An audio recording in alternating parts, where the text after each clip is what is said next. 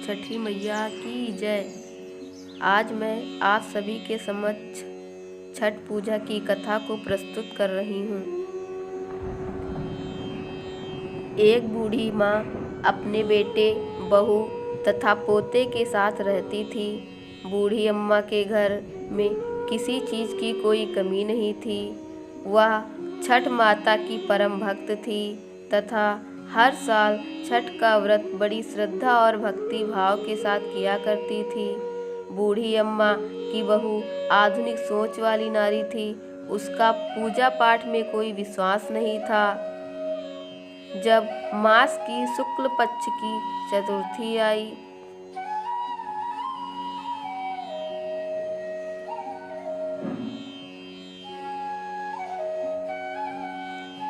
तो बूढ़ी माँ बहुत खुश हुई, क्योंकि आज से छठ का 4 दिवसीय पावन त्योहार शुरू हो रहा था। अम्मा घर की साफ सफाई में लग गई। उसने अपने बेटे को आम की लकड़ी तथा पूजा की सभी सामग्री लाने के लिए बाजार भेज दिया। अम्मा ने अपने बेटे की सलामती के लिए छठ का व्रत किया। बूढ़ी अम्मा ने अपनी बहू से भी छठ माता का व्रत करने को कहा। तब बहू कहने लगी, यह सब बेकार की बातें हैं, मुझे इन सब में कोई विश्वास नहीं है।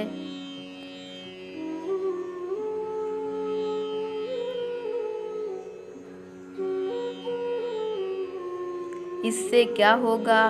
तब बूढ़ी अम्मा अपनी बहू को माता की महिमा बताते हुए पुरानी कथा सुनाती हैं। अम्मा बोली, बेटा, बहुत समय पहले की बात है। प्रियव्रत नाम के एक प्रसिद्ध राजा था। उनके पिता का नाम था स्वयंभू मनु। प्रियव्रत बहुत सदाचारी और धार्मिक प्रवृत्ति के मनुष्य थे। विवाह के कई वर्षों के बाद भी जब उन्हें कोई संतान नहीं हुई, तब ऋषि कश्यप ने उन्हें पुत्र यष्टि यज्ञ कराने की सलाह दी। राजा प्रियव्रत ने पूरे विधि विधान के साथ पुत्र यष्टि यज्ञ का अनुष्ठान किया। यज्ञ के प्रभाव से प्रियव्रत की पत्नी ने स्वर्ण के समान सुंदर पुत्र को जन्म दिया, परंतु वह पुत्र मरा हुआ पैदा हुआ। राजा प्रियव्रत उस मृत बालक को लेकर शमशान में गए और एकांत भूमि में पुत्र को छाती से चिपकाकर बिलख बिलख कर रोने लगे। इतने में वहां पर एक दिव्य विमान दिखाई दिया। शुद्ध स्फटिक मणि के समान चमकने वाला वह विमान अमूल्य रत्नों से बना था। उसी विमान पर मन को मोह लेने वाली एक परम सुंदरी देवी को राजा प्रियव्रत ने देखा। उस देवी को देखकर राजा ने बालक को भूमि पर रख दिया और बड़े आदर के साथ देवी की स्तुति की। वह देवी प्रिय भगवान स्कंद की पत्नी षष्ठी थी। वह अपने तेज से दीप्तिमान थी। उनका शांत विग्रह ग्रीष्मकालीन सूर्य के समान चमचमा रहा था। उन्हें प्रसन्न देखकर राजा ने पूछा, हे देवी, तुम कौन हो? महाराज, प्रियव्रत की बात सुनकर देवी उनसे कहने लगी, राजन, भगवती मूल प्रकृति के छठे अंश से प्रकट हुई देवी षष्ठी हूँ और इस संसार में छठ माता के नाम से प्रसिद्ध हूँ। इस प्रकार कहकर छठ माता ने उस बालक को उठा लिया और अपने प्रभाव से उसे पुनः जीवित कर दिया।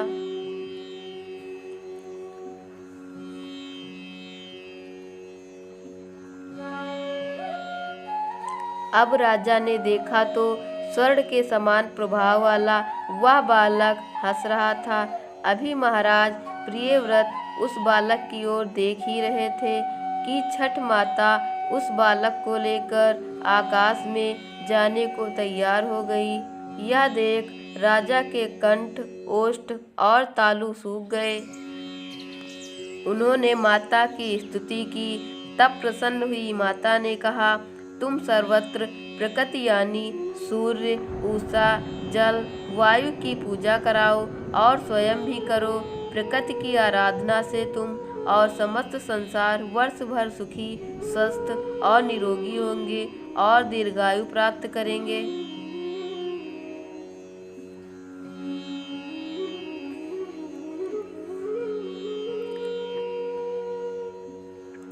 तब राजा प्रियव्रत ने सूर्य, उषा, जलवायु और छठ माता का व्रत किया और पूजा की, जिससे प्रसन्न होकर छठ माता ने राजा को उनका पुत्र दे दिया।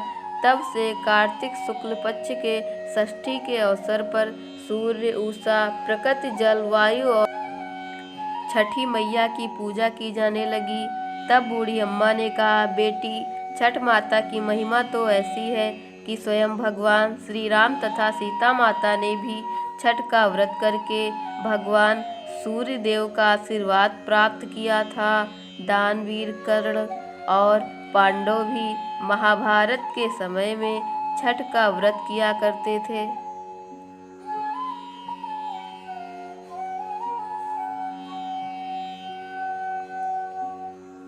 यह सब सुनकर वह आधुनिक युग वाली बहू बोली, यह सब मनगढ़ंत कहानियां हैं, मैं इन पर विश्वास नहीं करती। यह सुनकर बूढ़ी अम्मा छठ माता से क्षमा मांगने लगी और बहू को फिर से समझाने की कोशिश करती हैं कि बेटी, हजारों सालों से चली आ रही इस परंपरा का मजाक मत उड़ाओ। मेरे पोते की दीर्घायु के लिए छठ माता का पूजन करो। बूढ़ी अम्मा की बातों को सुना अनसुना करके बहू वहां से चली गई।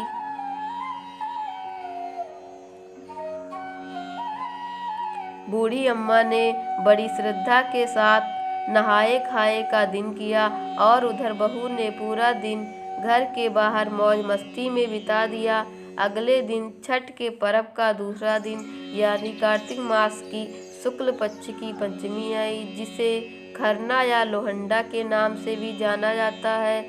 संध्या काल में जब अम्मा ने बहू को खीर रोटी का प्रसाद दिया तो फिर से बहू ने कहा, माँ, इतना कठिन निर्जला व्रत क्यों कर रही हो? अपने शरीर को कष्ट क्यों दे रही हो? इसका तुम्हें क्या फायदा होगा? यह सुनकर बूढ़ी अम्मा ने बहू को फिर से छठ माता की महिमा समझाने की कोशिश की।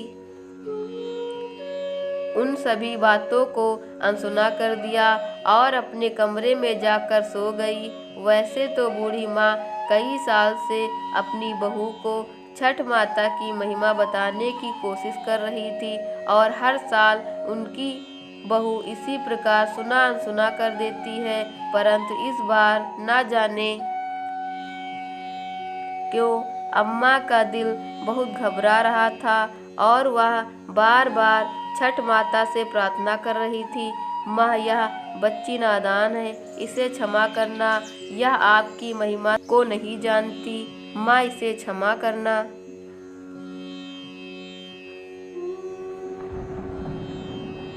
अगले दिन कार्तिक माह की षष्ठी थी। सब लोग पूजा की तैयारी में जुटे हैं, परंतु बहू अपने कमरे में सो रही थी। वह बहुत देर से उठी और उठकर बहू ने पास पड़े हुए अपने बेटे को उठाना चाहा, तब बेटे ने जवाब नहीं दिया। यह देखकर बहुत घबरा गई और भागी भागी अपने पति और सास के पास गई और उन्हें यह सब बताया। सुनकर बूढ़ी अम्मा और उनका बेटा दौड़े दौड़े कमरे में आ गए और उन्होंने बच्चे को जगाने की कोशिश की, परंतु वह नहीं जगा। फिर वह तीनों बच्चे को लेकर अस्पताल गए।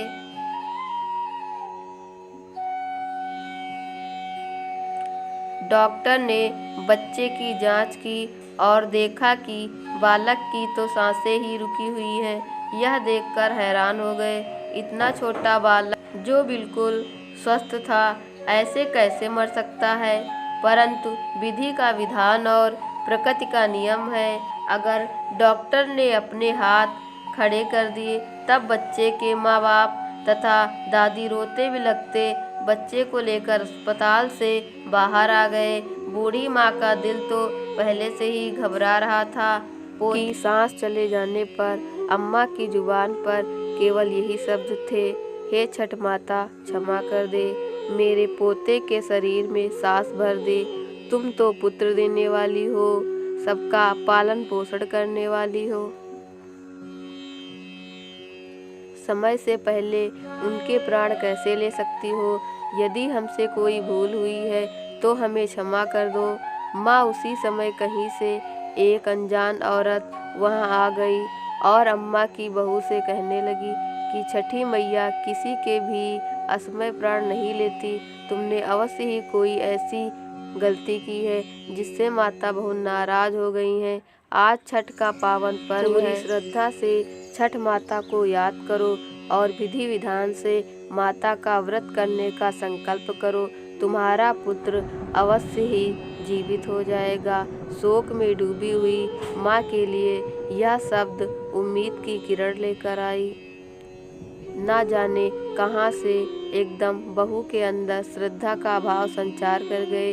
बहू ने आंखें बंद करके छठ माता को याद किया और विधि पूर्वक छठ माँ का व्रत करने का संकल्प लिया। जैसे ही बहू ने आंखें खोली तो उसने देखा उसका बच्चा आंखें खोलकर हंस रहा है। यह करिश्मा देखकर सब परिवार वाले और डॉक्टर आश्चर्यचकित हो गए। बच्चे को जीवित देखकर जैसे बहू ने उस अनजान औरत को धन्यवाद करने के लिए सिर घुमाया तो देखा कि वहाँ कोई नहीं है। वह समझ गई कि वह साक्षात माता जी थी, जो स्वयं इस व्रत की महिमा का ज्ञान कराने के लिए आई थी। उसके बाद बहू ने अम्मा के साथ मिलकर पूरी श्रद्धा से पूजा की तैयारी की है और शाम को घाट पर जाकर सूर्य देव को संध्या आरती और अगले दिन उषा अर्घ्य दिया। जैसे आपने अनजान औरत के रूप में आकर बूढ़ी अम्मा के पोते की रक्षा की, उसी प्रकार हम सबके परिवार की भी रक्षा करना, हम पर अपना आशीर्वाद बनाए रखना। जय छठ मैया। कथा समाप्त। कहानी सुनने वालों का भी भला और सुनाने वालों का भी भला। यदि आपको छठ मैया की कथा पसंद आई है तो कमेंट बॉक्स में जय छठी मैया लिखना ना भूलें। जय छठी मैया, जय सूर्यदेव।